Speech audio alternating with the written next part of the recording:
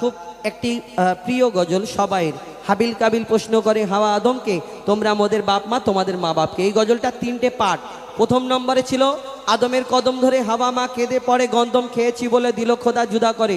1 নম্বরে ছিল আদম আলাইহিস সালাম মা হাওয়া জান্নাতের মধ্যে, তানাদের আল্লাহ পাঠালেন, বললেন জান্নাতে সব কিছু করবে, গন্ধম থেকে দূরে থাকবে, গন্ধম খাবে না।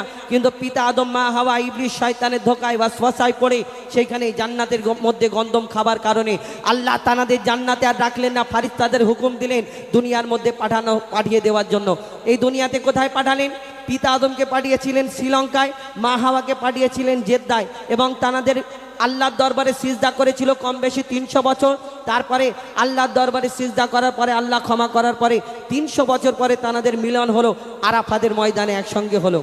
সেখানে তানাদের বাচ্চা কাচ্চা হলো, জোড়া জোড়া বাচ্চা। কেন? জান্নাতের মধ্যে তো বাচ্চা হবে না, কেউ কারোকে জন্ম দেবে না, কেউ কারো কাছ থেকে